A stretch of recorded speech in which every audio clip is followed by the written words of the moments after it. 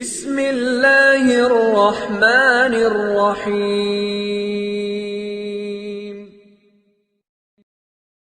بسم اللہ الرحمن الرحیم وبہ نستعین۔ فیضان سنت کا اگلا درس لے کر حاضر خدمت ہیں۔ آج ایک روایت میرے سامنے ہے اور یہ حدیث مسافروں سے متعلق ہے۔ جو لوگ سفر میں رہتے ہیں یا سفر کرتے ہیں، یہ اہم سنت یا اہم حدیث ان لوگوں کے لیے بطور خاص ان لوگوں کو سننا چاہیے۔ حضرت عقبہ ابن عامر رضی اللہ عنہ سے مرفوعاً روایت ہے کہ جو شخص سفر کی حالت میں خدا تعالیٰ کے ذکر میں لگا رہتا ہے تو فرشتے اس کے ہم سفر ہو جاتے ہیں، اور اگر شعر و شاعری میں مشغول رہتا ہے تو شیطان ان کا رفیق سفر بن جاتا ہے۔ اس کو کنز العمال کے حوالے سے نقل کیا گیا ہے۔ بزرگوں، ایک بڑی خوبصورت یہ حدیث ہم سب کا واسطہ سفر سے پڑتا ہے۔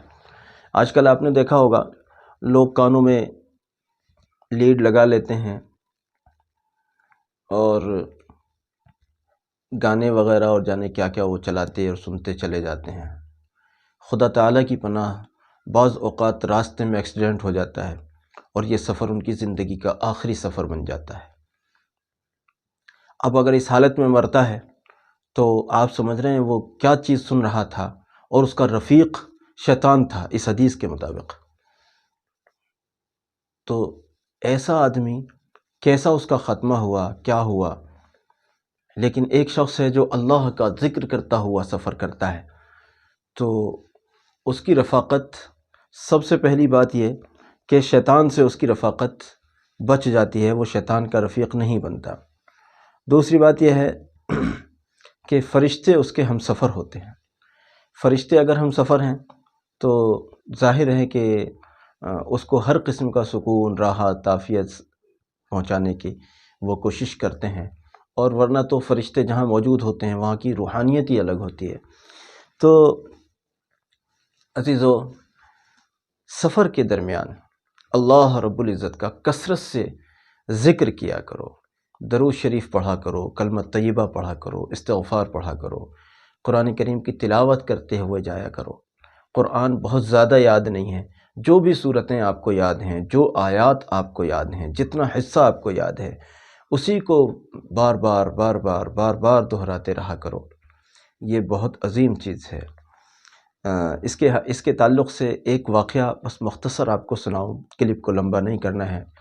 میں نے بہت سالوں پہلے کہیں پڑھا تھا، شاید کسی اخبار وغیرہ کی کوئی کٹنگ رہی ہوگی، کہ برطانیہ کے کسی ریلوے اسٹیشن پر، جبکہ وہاں رات میں ریلوے اسٹیشن سونے سونے ہو جاتے ہیں، ایسا میں نے سنا ہے، تو کوئی ایسی مسلمان لڑکی جو کسی مسلم ملک سے جا کر وہاں رہنے لگی تھی، اور اب وہاں کے ماحول میں رہ کر اب اسلام کو وہ دھیرے دھیرے بھول گئی تھی۔ اب ریلوے اسٹیشن پر وہ رات میں پہنچی، کسی تقریب سے وہ لوٹ رہی تھی، لوٹتے میں اس کو دیر ہو گئی، تو جب وہ ریلوے اسٹیشن پر پہنچی تو وہ اکیلی تھی، سنسان پڑا ہوا تھا، لیکن ایک آدمی تھا جو اس کی طرف متوجہ ہوا۔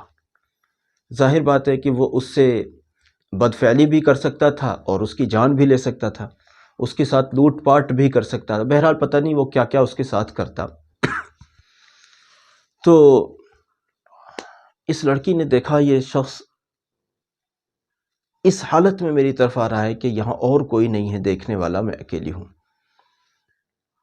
تو اب اس نے سوچا میں کیا کروں؟